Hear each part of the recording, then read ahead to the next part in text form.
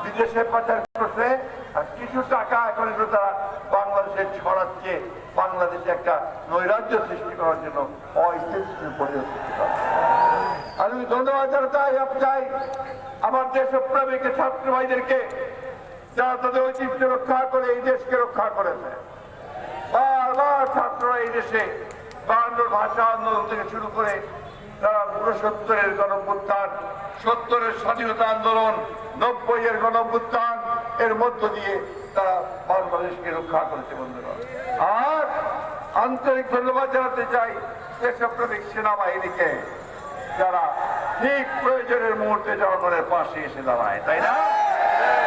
এবারও দেখলেন 5 তারিখে যখন ভয়ানক অবস্থা, পালাবার পথ খুঁজে পাচ্ছে না, তখন একদিক থেকে আপনার উত্তরা আশুলিয়া থেকে লক্ষ লক্ষ মানুষ রওনা হয়েছে, গণভবনের থেকে আরেকদিকে যাত্রাবাড়ি থেকে লক্ষ লক্ষ মানুষ রওনা হয়েছে, লালবাগ থেকে লক্ষ লক্ষ মানুষ রওনা হয়েছে। সেই সময়ে যখন আর কোনো জায়গা নাই, সময় নাই, তখন তাকে গিয়ে সশস্ত্র বাহিনীর সদস্যরা গিয়ে বলেছেন যে ম্যাডাম তো বলে না, বলে স্যার আর কোন সময় নাই, আপনাকে 2টার মধ্যে একটা বেছে নিতে হবে। কি জনগণের দ্বারা আপনি মব ডাউন হবেন, জনগণ আপনাকে পিছিয়ে মারবে, নাকি আপনি এখনই পালাবেন? আপনি না তো জানেন, আপনারা একটু জেদি রাগি হয়, মানিবা চায় না। বলে আপনার এয়ারফোর্সের লোককে বলে, চিফকে বলে তুমি প্লেন উড়াও, গুলি করে সমস্ত লোকগুলোকে মনে করো। লক্ষ লোক মনে করো, আমার কিছু যায় আসে না। এয়ারফোর্সের প্রধান বলছে সরি ম্যাডাম, আমি আমার নিজের লোককে গুলি করে মারতে পারবো না। বলেছে তুমি গুলি চালাও, ট্যাঙ্ক চালিয়ে দাও। বলছে সরি ম্যাডাম, আমি সেটা পারবো না, আমার নিজের ভাইয়ের বুকে, আমার ছেলের বুকে আমি গুলি। অভূতপূর্ব দৃশ্য আমার কান্না এসে যায়। আমি যখন দেখি মা বাচ্চার হাত ধরে, সেদিন দেখলাম এতটুকু বাচ্চা তার হাত ধরে বাবা ছেলেকে ঘাতের মধ্যে নিয়ে চলছে, কোন দিকে যাচ্ছে, যেদিকে জনস্রোত বয়ে চলেছে সেই গণভবনে। আমার সৌভাগ্য হয়েছিল সেই সময়ে সেনাবাহিনীর, সশস্ত্র বাহিনীর সদস্যদের নেতাদের সঙ্গে আমরা বঙ্গভবনে যাচ্ছিলাম সরকার পরিবর্তনের জন্য। যখন জাহাঙ্গীর গেট থেকে বের হয়েছি, দেখি যে লক্ষ লক্ষ মানুষ, কোথাও দাঁড়াবার জায়গা পর্যন্ত নাই। আমরা যে গাড়ি নিয়ে সামনে কি যাবো, তারও জায়গা নাই। আমার খুব খারাপ লেগেছে যখন আমি দেখেছি বিজয় সরণের সামনে শেখ মুজিবুর রহমানের যে মূর্তিটা ছিল, দেখি অসংখ্য মানুষ সেই মূর্তিকে দড়ি বেঁধে টেনে হিঁচড়ে ফেলে দিচ্ছে। খারাপ লেগেছে কেন? তিনি তো আমাদের নেতা ছিলেন, তাই না? স্বাধীনতা যুদ্ধের সময় তো তার বিরাট ভূমিকা ছিল। এই লোকটাকে এই হাতিরা কত ছোট করে ফেললো, যাকে তারও মূর্তি নামিয়ে ফেলতেন। তার জন্য সম্পূর্ণভাবে হাতিরা দায়ী। মোড়ে মোড়ে কথায় কথায় স্কুলে সব জায়গায় একটা করে মুন্ডু লাগাই বসে, ঠিক না? এটা এই দেশের মানুষ মানে না রে ভাই।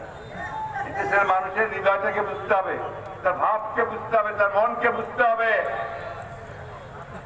অহংকার সহ্য করে না মানুষ, আল্লাহ সহ্য করে না। পরিষ্কার আল্লাহ বলেছেন যে তুমি অহংকারী হয়েও না, সেটা কেউ সহ্য করবে না। এমন অহংকার হয়ে উঠেছিলেন যে উনি হচ্ছেন একেবারে অমর, কোনোদিন মরবেন না, কোনোদিন উনি পরাজিত হবেন না, এইভাবে তিনি চেষ্টা করবেন। একটা কথা উনি ভুলে গিয়েছিলেন, গণতন্ত্র মানে হচ্ছে পরিবর্তন। নির্বাচন হবে, জনগণ ভোট দিবে, সেই ভোট দিয়ে প্রতিনিধি নির্বাচন করবে, তাই না? গত 15 বছর ভোট দিয়ে পাইছেন আপনারা? না পাইছেন এমপি ভোট দিবা, না পাইছেন আপনি চেয়ারম্যান ভোট দিবা, তাই না? আমরা লেগেছি তো এই লোকটাকে, এই ধরনের দলটাকে কি আর রাখা যায়? চুরির কথা আপনার বলে শেষ করা যাবে না। দিন রাত লাগবে, সবখানে চুরি, যেখানে যাবেন সেখানে চুরি। কারণ ওই যে মাথাটা চুরি করাবে, যার ফলে আপনার সবখানে চুরি। আমি আর বক্তব্য বাড়াবো না ভাই, আমি আবার এখান থেকে একটু লুইয়াতে যাবো। লুইয়া জানেন তো আপনারা, লুইয়াতে একটু যাবো। আমার এমন একটা জায়গায় আপনারা আমাকে বসায় দিতেন, আমি আমার প্রিয় জায়গায় ঠাকুরগাতেই আর আসতে পারি না। আপনাদের সাথে দেখা সাক্ষাৎ হয় না আমার। আমি আমার পরিচিত মুখগুলো দেখতেছি অনেকে বুড়া হয়ে গেছে আমার মতোই, ফোন লাগাই বুড়া হয়ে গেছে সবাই। আর সমস্ত তরুণ যুবকরা নতুন উঠে আসছে। এখন সময় তোমাদের, এখন এই সময় তোমাদের, এই সময় তরুণদের, যুবকদের। আমি বারবার বলেছি আমার বিভিন্ন বক্তৃতায়, যখন আমরা সারা বাংলাদেশ সফর করছিলাম, যখন আমরা রোড পাঠ করছিলাম, তখন বলেছিলাম কোথায় সেই তরুণ, কোথায় সেই যুবক যারা বাংলাদেশের রাজনীতিকে পরিবর্তন করে দিয়েছে। দেখেন আল্লাহর কি অশেষ মেহেরবানি, সেই তরুণরাই জেগে উঠলো, সেই ছাত্ররাই জেগে উঠলো। তাদের সেই চেষ্টায়, তাদের যুদ্ধে, তাদের শক্তিতে বলিয়ান হয়ে গোটা মানুষ যখন জেগে উঠলো, তখন এই ভয়াবহ দানবের পতন হলো। তাই না বন্ধুগণ? এটাই হয়। সেই জন্যে কখনো সেই বাবা পুরানোর জন্য, নিজেকে অর্থ পুরানোর জন্য, ওই ক্ষমতাকে রাখার জন্য বাইরে যাওয়া উচিত না, তার সীমার বাইরে। বক্তব্য দীর্ঘ করবো না বন্ধুগণ। আমি আগেও বলেছি আমি অসুস্থ, বারবার অসুখ হয়েছে। আপনারা আমার জন্য দোয়া করেছেন, আবার আপনার কাছে আমি দোয়া চাইব। আপনারা এইটুকু দোয়া করবেন, আমাদের একটু ইচ্ছা ছিল আমরা যেন এই দানবের জারির পতন দেখে যেতে পারি। আল্লাহ সেটা আমাদেরকে দেখে, আল্লাহ আমাদের দেশনেত্রী বেগম খালেদা জিয়াকে মুক্ত করেছেন। ইনশাআল্লাহ অতি দ্রুত আমাদের সমস্ত মানুষ মুক্তি পাবে, যাদের বিরুদ্ধে মামলা ছিল, মামলা প্রত্যাহার হবে। এবং আমাদের ছাত্ররা আমাদেরকে যে পথ দেখিয়েছে, সেই পথে আমরা এই দেশে একটা সুখী সুন্দর বাংলাদেশ করে তুলব।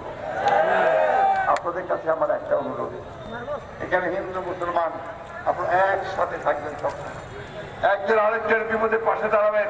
কেউ কখনো যেন এটা মনে না করে, বিশেষ হিন্দু ভাইরা বড় যেন না করে যে আমরা অন্যদের দ্বারা, মুসলমানদের দ্বারা আমরা আপনার জাতি করছি, মনে না করে।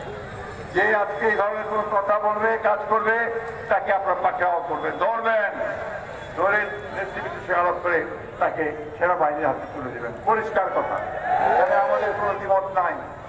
যে অন্যায় করবে তার সাজা অবশ্যই দিতে হবে। আমি সকলের কাছে আবেদন জানাবো, হিন্দু, মুসলমান, বৌদ্ধ, খ্রিস্টান, এই দেশটা আমাদের।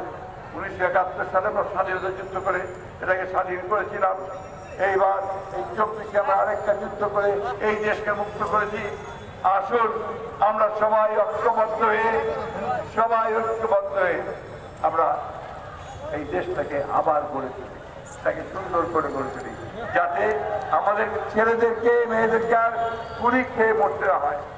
4 বছরের রিয়াকে যেন ছাদের উপরে বুলেট মৃত্যু হতে না হয়, সাইডকে যেন সামনাসামনি গুলি করে মরতে না হয়। বন্ধুগণ, এই কথাগুলো আপনারা আমাদের মনে রাখবেন।